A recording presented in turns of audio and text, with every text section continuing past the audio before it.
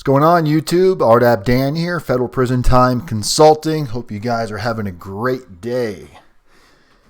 Give everybody a few minutes to join us. Today we're going to be talking about guilt and shame and what you can be doing to overcome that in just 3 easy steps. So give everybody a few minutes here to join us. While we're waiting, if you haven't done so, now take this time to go ahead and make sure you subscribe to our channel. All you need to do is tap the subscribe button. Hit the bell up in the top right-hand corner of your screen. That will put you on for notifications. Don't forget to text the word YouTube to 76626. That will put you on our text messaging notification as well.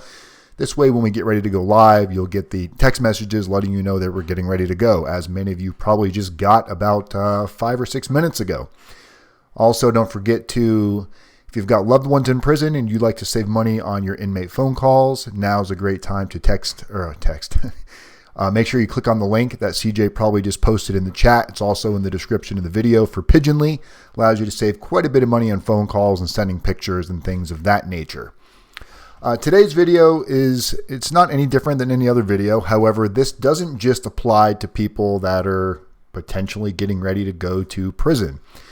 Guilt and shame, what I've noticed is it pretty much attacks anybody and everybody in different parts of their life. So I really thought this would be a good topic to talk on today, because I know specifically somebody getting ready to go to prison, this definitely can stop you from doing what's necessary to move forward. And I know that it affected me a great deal when I was going through my pretrial journey, even to my early first couple of weeks into prison.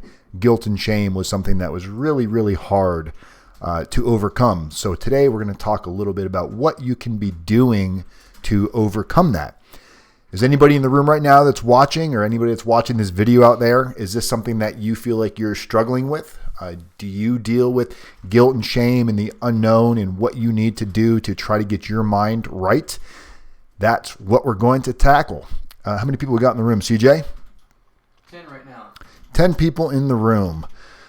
If you're going through something, let's hear about it in the comments and hear about it on the actual live chat, because we can kind of maybe use some of these tools to help you with what you got going on right now. A big game changer for me was Tony Robbins. You guys hear me talk about him all the time, the different books, specifically Awaken the Giant Within. These are some of the tools that I've originally read in some of Tony Robbins' books. And then, of course, now being out of prison, I have, access to this little thing called Google, where in prison you don't have access to Google. You're waiting on information to get sent into you, or what somebody might send you in the form of an email. Now I have, it's at my fingertips. Knowledge is power, and I'm able to go out and seek as much power as possible. So what is it that some of you are going through right now that you feel is stopping you from moving forward? What are some of the daily issues that are just shutting you down? I would like to hear some of those comments here in the live chat. So let me know if anybody says anything, CJ. CJ's over there monitoring the live chat. Well, we got one person who said they did 1 day in jail and learned their lesson. Hey, sometimes that's all it takes is 1 day. Yeah, that was it. Okay, so guilt and shame. Really, there's 3 steps in what you need to do to be able to kind of take charge of your life. And these are 3 steps that you're probably going to want to do every single day. And it only takes about 10 minutes a day. And I heard Tony Robbins say it. If you can't invest 10 minutes into your life, into your personal well-being, so if you can't take 10 minutes for yourself every day, you probably do not have a life, and you need to reevaluate things, because 10 minutes isn't that much time. And I think to find the keys to success and how to become a better you, if all it's going to really require is a minimum of 10 minutes a day, I think you need to find that 10 minutes a day and fit it into your schedule. So 3 minutes a day, 10 minutes a day, we're going to break it up into 3-minute increments, which is really 9 minutes. So if you want to add a couple of seconds here and there, but 10 minutes minimum, this is how you want to work this, guys. So the first thing you want to do is when you wake up in the morning, you want to really try to get your mind right. The best way that I found to do this is turn on something that you enjoy listening to, find a good beat, some decent music, and really allow yourself to get into a positive place. Once you feel yourself starting, okay, this is the music I want to listen to. This is the spot I'm going to go do it at. Maybe it's in your personal office. Maybe it's in your bedroom. Maybe it's in your bathroom. Maybe it's out walking in the park. Who knows? Wherever you can find some personal space to just allow yourself to really be who you are. And the first step, the first thing you want to do is you want to spend 3 minutes on gratitude. What are you grateful for? What are you grateful for right now? What are you grateful for in the past? It can be anything. You could be grateful for your children. You could be grateful for your health. But you want to find as many things every day as possible to practice gratitude. What is it that you can be grateful for? And if you spend at least 3 minutes a day, maybe jotting this down, even talking to yourself in your mind on what you have to be grateful for right now versus all of the negativity that you might be focusing on. So try not to focus on the negativity. Focus on what you have right now to be grateful for. When you're being grateful, when you're finding yourself in this moment where you're being grateful, you're not able to be fearful of anything. You're not able to be angry about anything because you're practicing being grateful in this moment. So while you're grateful, you're going to find that fear, anxiety, anger, it's going to disappear while you're doing this. So by diving into this and really focusing on what you have to be grateful for in your life and spending this 3 or 4 minutes while you're listening to something that's got you upbeat, or maybe you're the type of person that just doesn't want any music at all. Maybe you just want to kind of dive into your head. That's step one. Step one is, what are you going to be grateful for the first 3 or 4 minutes out of every day? Might sound a little crazy at first to try it. Might sound like something you're not comfortable with, maybe outside of your comfort zone. But as we've spoke about before, anything that's worthwhile is going to require a little bit of work to create new habits and new thought processes. So we're going to start with grateful. What do you have to be grateful for? Number 2, this might sound corny and cheesy, but prayer. Maybe you want to pray for your friends and family a little bit throughout the day, so you spend the next 3 or 4 minutes just really to whatever higher being you might believe in, asking for some guidance and some prayer for those that you care about in your life, whether it's your kids, your family, friends, just people that mean something to you. Giving them some good energy and putting it out there is going to help. Again, it's going to help deflect these negative thoughts of the unknown, of what you're dealing with, specifically those of you that might be looking at a prison sentence. This is an important part of your day because if you're allowing yourself to get your mind right, everything else is going to fall in place. So spending the next 3 or 4 minutes praying for your friends, praying for your family, praying for your children, your animals, just life in general, or the country that we're in that's going through turmoil. Just say something that is meaningful to you and force yourself to not allow yourself to get stuck in any negative thoughts for this time being. So now you've got the next 3 or 4 minutes. You're showing gratitude. You're praying for your friends and your family, wanting to see them succeed, not make the same mistakes that you made. What can you do to influence their life to make sure that they have opportunity that you may not see right now for them? What can you do to be impactful to these people? The last thing that you really want to work on is focus. And I would say focus, and this is what I heard Tony Robbins say, focus on 3 important tasks that you want to see yourself complete in this day. So when you wake up in the morning, what are 3 things? Think of 3 things that you want to complete, 3 tasks, and really visualize yourself just conquering these 3 things. Tell yourself, I got this. Consider yourself as you've already done it and the amount of success that you feel. There's definitely a very gratifying feeling when you complete what it is that you set out to complete. So often we make up these tasks that we have throughout the day. I'm going to do this, I'm going to do that. And by the end of the day, maybe you got through a couple of them, maybe you didn't get through any of them, but usually there's a lot left on the table. And maybe it's because you bit off more than you could chew. Maybe you over calculated what you thought you could process throughout this day. So bite off what you can afford to put the energy into per day. Pick 3 important tasks that you visualize yourself conquering. This is going to help you build this momentum that the minute you're done doing this, and maybe it's going to take more than 10 minutes, maybe it's going to take 15, maybe it's going to take 20 minutes, but the point is to set aside a minimum of 10 minutes a day. If you find yourself going into 15, 20, 30 minutes and you're deep in focus, hey, keep it going because you're on the right track. And then when you break this focus, it's time to take these thought processes and put them into action. Getting out there and doing the right thing. This is how you prime yourself for the day. If you're not priming yourself, you're not really prepping yourself for what it is you need to do. We can sit here and make mockery of people like Tony Robbins and anybody else that's a motivational speaker, and we'll say, well, it's great. I went to a seminar. I felt great that day. I felt great the next day, but a couple weeks later, I started to fall short. I started to fall back to old ways. Does that mean that people like Tony Robbins and other motivational speakers are not working? What does that mean? That's a cop-out for you to say, well, I'm not putting in the effort and the energy that I was putting in when I first went and saw Tony. You don't go to the gym one time, lift every weight in the gym, and then maintain the physique and the health that you want. It's maintenance. So if you're finding value in these videos and you're saying, all right, I'm listening to what you're saying right now, Dan. I'm getting hyped. I'm getting my energy going. I'm ready to go out and save the world. And then 3 or 4 days from now, you start to feel yourself fall in a slump again. What starts to change over the period of time is you're always going to have bad days. You're always going to have negative thoughts. None of this is designed to rid yourself of any type of negativity. What it is designed to do is how long that negativity sits with you. How much of it is becoming in your awareness? Are you identifying that you're in a funk?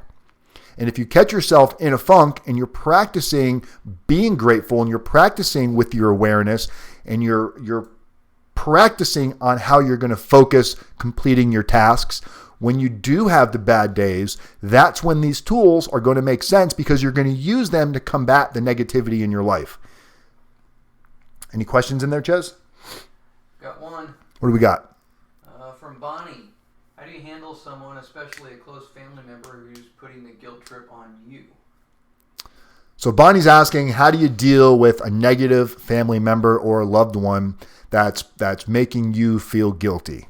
Honestly, the answer is so easy and it's right in front of your face. It's just hard to put into play because sometimes it puts you in a situation to where it could create conflict, which isn't necessarily a negative thing. So if somebody is trying to make you feel guilty, listen to what you're saying right there, trying to make you feel guilty. There's really nothing anybody can do to make you feel any certain type of way. You're allowing yourself to feel guilty. They're doing something that's triggering an emotion in you, and you're allowing yourself to react. And you're not telling them, maybe you should say this to them. Maybe you should ask them, do you realize that when you have these type of conversations that you go into this self-sabotaging motive or the self-sabotaging train of thought to where they become almost passive-aggressive? A lot of times people that will use guilty tactics to try to make you feel guilty, it's a very passive-aggressive type of a communication mechanism to try to get you to do what they want to do. Now, if you give in to that, you're just as guilty. You're being just as passive. To where right now, Bonnie, you're being assertive. You're asking me, this person is doing this to me. What can I do to prevent it from happening? The only thing you can do to prevent it from happening is one of two things. One, you're going to communicate with them that this is how you feel, and they need to start becoming aware of it when it happens. Doesn't mean you need to get into a fight with them and start calling them names. But next time you're having just a regular conversation, Bonnie, you can bring it up to them and say, hey, yesterday when we had that conversation, I feel like you were manipulating me a little bit to feel guilty. And I want you to know that's how I feel. Sometimes you'll get a lot of resistance where somebody might say, that's not what I meant. That's not what I was doing. And perception is reality. So if your perception is they're making you try to feel guilty, then that's your perception. And how you deal with your perception is up to you. You can choose to feel guilty, or you can choose to go, you know what? I don't have anything to feel guilty for. So sometimes assertive communication with people can push people away because they don't know how to respond to it. It's taken them outside of their comfort zone. And a lot of the times when you're outside of your comfort zone, you're looking for an area to run back to that feels comfortable. But if you stay outside of your comfort zone long enough, it starts to become very comfortable. So let me know if that helped you at all, Bonnie. Anything else in there? No, that's it. Okay, so that's the only question we had for right now. And that's actually a really, really good question because most communication will break down due to improper conversing back and forth. Nobody likes to offend anybody. Nobody wants to say anything that's going to upset anybody, especially in a day and an age where we live now, where anything can be taken out of context and misled and rearranged and put on Google or Facebook or Twitter, whatever it is. You got to be real careful about what you're going to say, because somebody else's perception of what you're saying is all that matters. You may have the best intentions in the world with what you tell somebody, but however they perceive it, that's their reality. You can't force your reality onto somebody. You can't just go up to them and say, no, that's not what I meant. I meant this. They took it a different way, and that's what you have to understand is how can you communicate listening, hearing, talking, going back and forth. These are some things that I try to practice every single day, and it doesn't always work out. I have good days and bad days, just like everybody else, but what I've allowed myself to do is create more good than bad. And I do this by picking up books by people like Tony Robbins or Zig Ziglar or Gary Vee. You know, a lot of people you saw on the thumbnail. These are people that have had influence in my life, and now I have the awesome opportunity of having a mentor, a gentleman by the name of Dr. Mark Goulston, who has been able to take some of these tools that I've been using for myself and really help me understand them to like the next level. What we do with Jenny and with a lot of our clients is a lot of this process, just more detailed to the specific situation that you're in. But this is not anything new. This is something that we take for granted, and we always think we have it all figured out and that we're going to come up with all the answers on our own. And that's just not how things work. You have to be willing to realize that you don't have all the answers, that you probably do need other people's help to solve your problems. You know, we look at that as one of the roadblocks is I don't need anybody's help to solve any of my problems. I can do it all by myself. That is a catastrophic way of thinking because it's going to allow you to justify what you think and do without asking for any feedback, without getting anything from somebody else. When you see those people that are kind of old and bitter and they're really angry, it's because they lived their life to a way of they never communicated properly. You ever go to somewhere for Thanksgiving or a holiday and it's like people just want to dig and you see these family blow-ups happen where everyone's just arguing and nobody wants to be there? There's this giant level of uncomfortableness.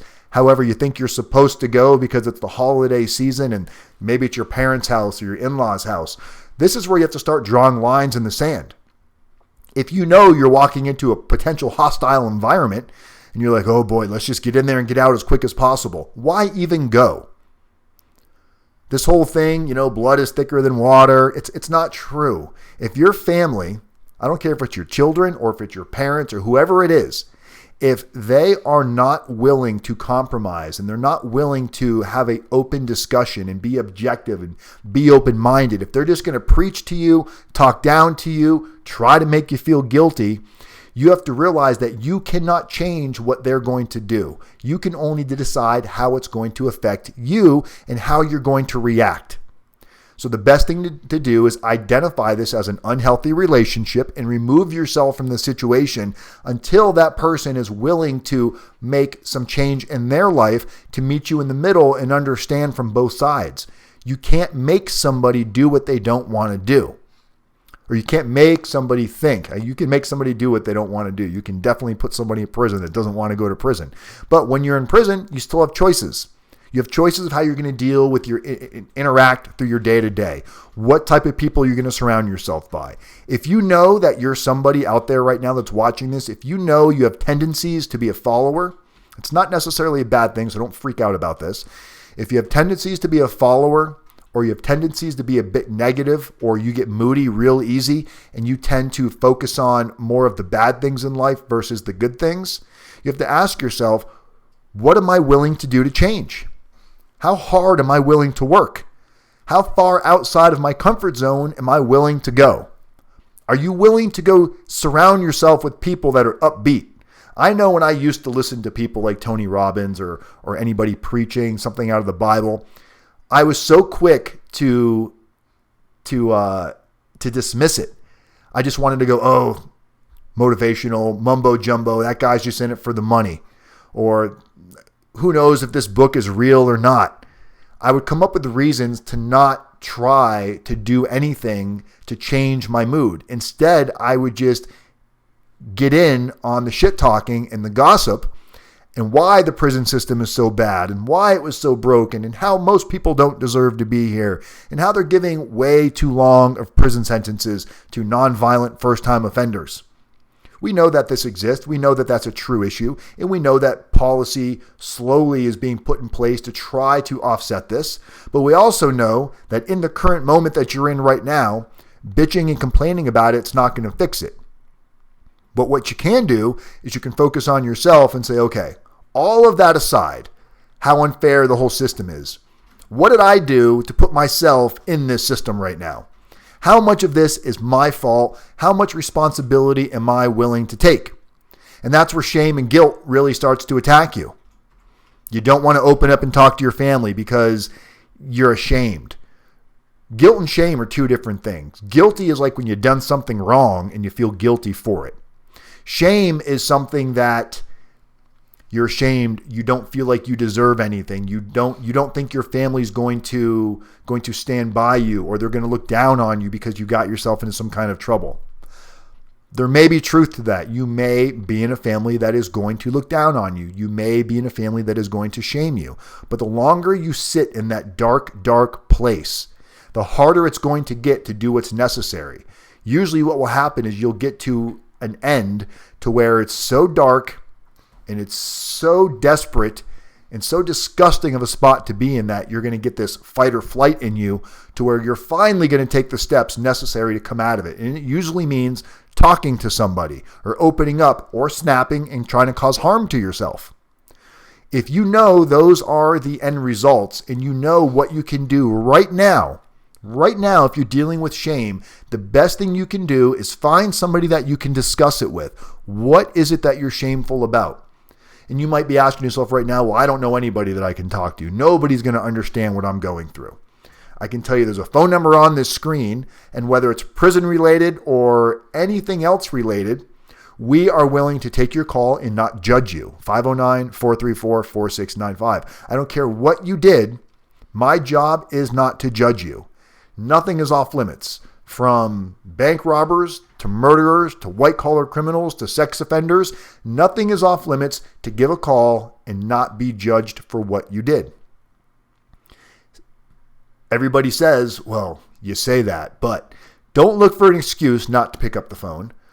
So many of you have called me and said, I've been watching your videos for weeks and months, and even some of you told me years, and I wish I had called you earlier. Every time you do these videos, I feel like you're talking to me. It's because I am talking to you. When I read Awaken the Giant Within, Tony Robbins' book, when I read it in prison, I felt like he was talking to me. It's because the information and the content is so relatable to almost any circumstance that most of us go through that we force ourselves into these little bubbles that we shield our lives from getting any kind of help. It is unnecessary. You need to communicate and talk things through. When you grow up in an environment where your parents are always fighting and you get screamed at and you're told to go to your room and you don't really know why, maybe you have an alcoholic parent or just a really disgruntled parent and they're screaming at their kids, telling them to go to the room. And then 20 minutes later, the parent calms down, but instead of coming back to you and saying, hey, I overreacted, or let's talk about this, or I'm sorry, they don't say anything about it. They just go on as if life is normal, and you kind of get walking on these eggshells when it's like, he's a time bomb. When is he going to explode? You shouldn't have to live in an environment like that. And that's the environment that you put yourself in when you allow shame to overtake where you're going in your life. When you allow it to become the number one factor in what drives you, because you're not focusing on what you can do to take back your life. You know, you're either going to take control of your environment or your environment's going to take control of you. You have choices to make, and every day you're not making choices, you're losing. Just like anything else, the more choices you start forcing yourself to make, force yourself to make a choice. Wake up tomorrow morning and force yourself to make a choice. The more choices you make, the better you get at making choices. So make decisions. Decide to do something and stick to it. Is every decision you're going to make be the best decision? Probably not. If it were, you probably wouldn't be watching this video right now. But I can promise you that if you focus on the consequences in life, whether they be good consequences or bad consequences, if you focus on the consequences and make your decisions based on potential outcomes, your decisions will start to get better and better and better. Before you know it, you're making fewer poor decisions and more positive decisions. You're going to find yourself having less dreadful days, less dreadful thoughts, and you're going to find yourself having more positive days and more positive thoughts. Then you're going to start seeing it in other people. You're going to say, wow, that guy sounds really negative. Doesn't he know all he needs to do is practice these 3 steps? Sounds easy once you get to that point. Once you practice this and you see it, how it affects your real life. I remember hearing this stuff in RDAP.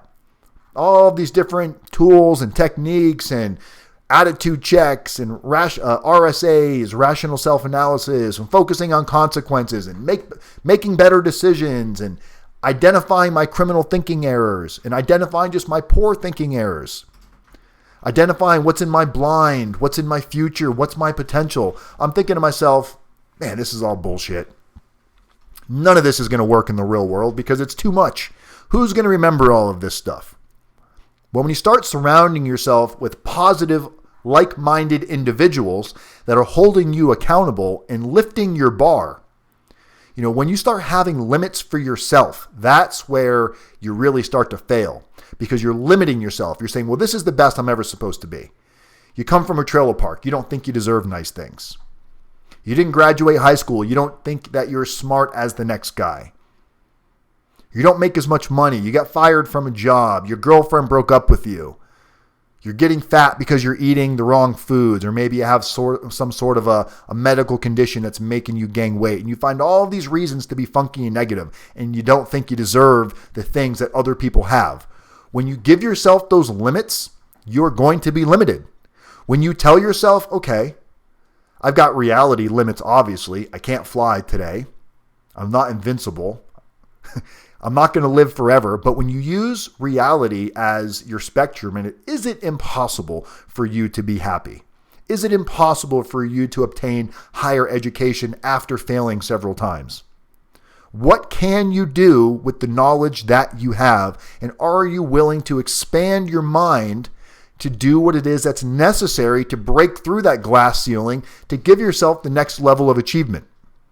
There's no greater feeling than defying odds that you either put on yourself or that somebody else puts on you. When you defy them, what it's doing is it's allowing you to know that you're better than you think you are. And it's also allowing other people to see, well, shit, if Dan can do it, so can I. Become somebody else's reason to do something good. Give somebody else a reason. There's people out there that look up to you when they see you funky and negative and complaining. They think, well, shit, if he's doing it, and this is who I look up to, I'm never going to have a chance. Not that it's your responsibility what anybody else does, but not everybody's going to be a leader. Not everybody's going to be a self-motivator. Now, that's why there's not a million entrepreneurs running around. When you look at the level of entrepreneurs versus somebody that holds a 9-to-5 job working for a company, there's nothing wrong with either one of those. But if you're going to be an entrepreneur, you better damn be willing to put in the hard work and the effort that's required. Because there's no one's going to tell you to get up this morning. You're not going to get fired if you don't get up. You can sit there and tell yourself, well, I'll work extra hard tomorrow. And then tomorrow comes, you're like, well, I'm just going to stay in bed an extra 10 or 15 minutes. Now you do this 3 or 4 days in a row, and now you've lost an entire week worth of time. It's almost impossible to make that up. Anybody that owns their own business will tell you, taking a week off from your own business is like losing a month and a half to 2 months of momentum. That's why you don't see a lot of business owners take time off.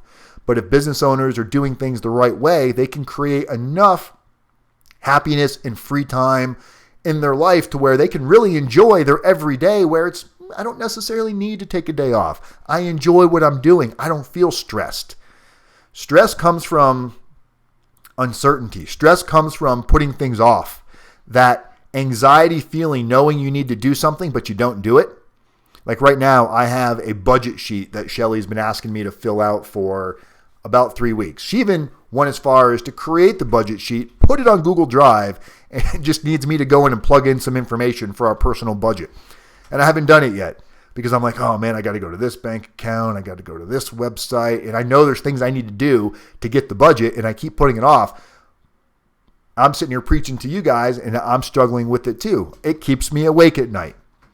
So just replace whatever I just said that's stopping me from sleeping sound at night and find out what it is in your life that you're putting off. Are you putting off talking to your attorney? Are you putting off talking to your kids? Are you like, how am I going to tell my children that I might be going to prison? How am I going to tell the rest of my family? What's going to happen when this goes out on the news and the media picks it up? All of these thoughts of what if? You don't know until you just take charge and be the one to lead your own personal army down this road. Because whatever the outcome is, you're going to feel way better when you know what it is versus the uncertainty of it.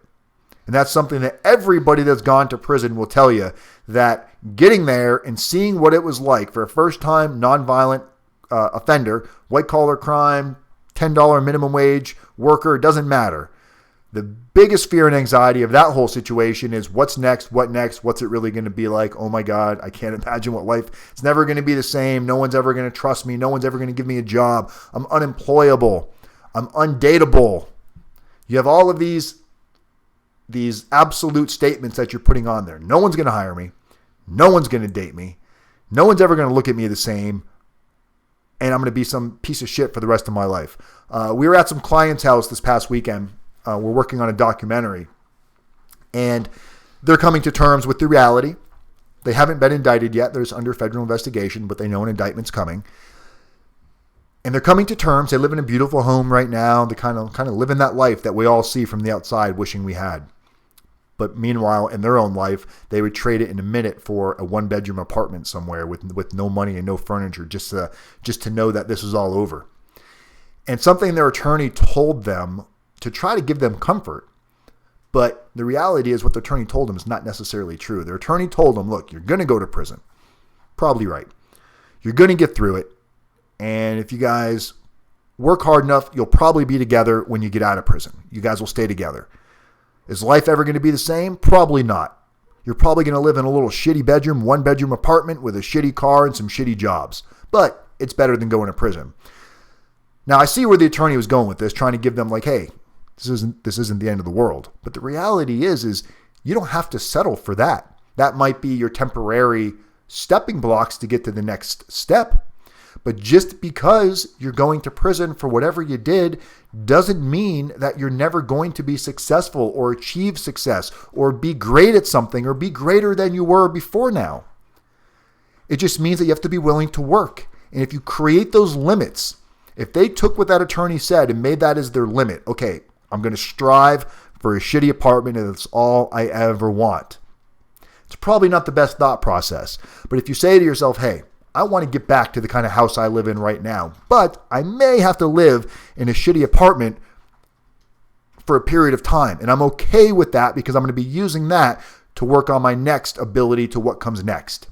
So when you make small short-term goals that are going to be lined up with whatever your long-term goals are, if you realize that short-term goals are the key and there's no elevator to success, you're not going to hop in an elevator and shoot straight to the top. You're going to have to take the stairs, and stair by stair, you're making achievement. You're breaking through the glass ceiling. And you get to decide what your limit is. You get to decide what happiness, what greatness is, what achievement is. You get to make all of these choices because you finally realized the power is within. The book is no joke.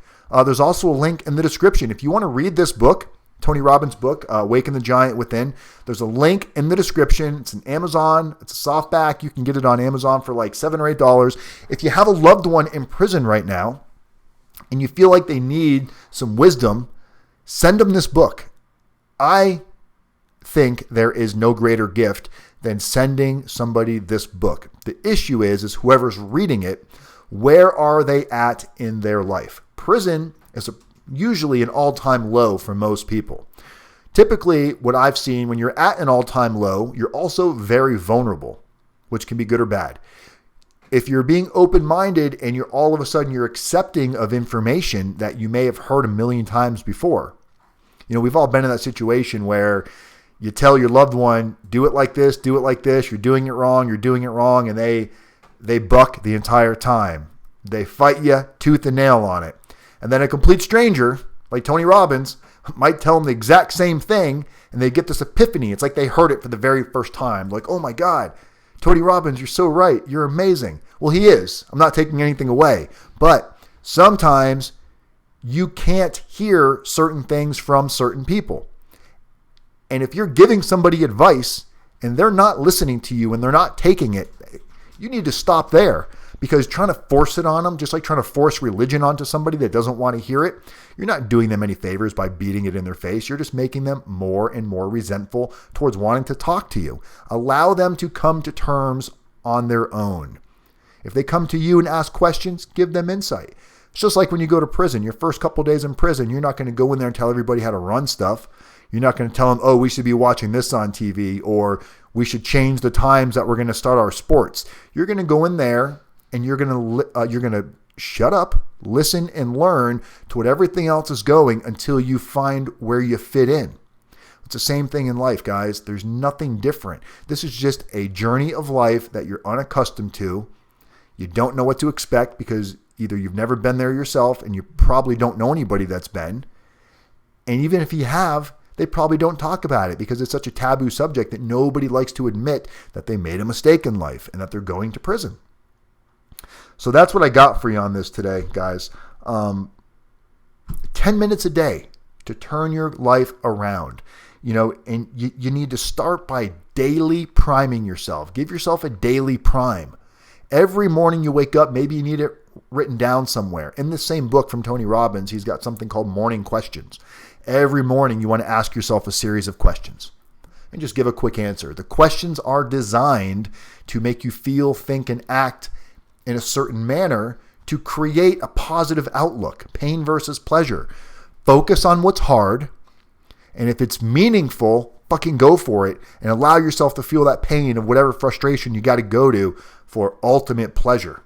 Ultimate pleasure means you're now changing your habits and you're doing things for the right reason.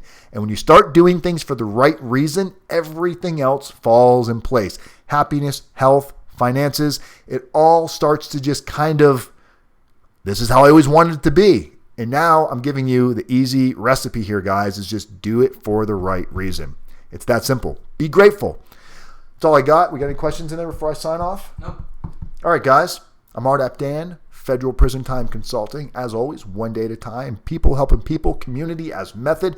Please, if you haven't done so, give this channel a thumbs up. This video a thumbs up. Like and share it. Do all those great things with it. And I will see you guys. We're going to be here on Wednesday. I'm making a decision right now. Every day you make a decision. We've skipped a couple Wednesdays. We're going to be back on Wednesday, and we're probably going to keep this topic going. All right, everybody. Say bye, CJ. He typed it. All right, guys. See you later. I'm out of here. Peace.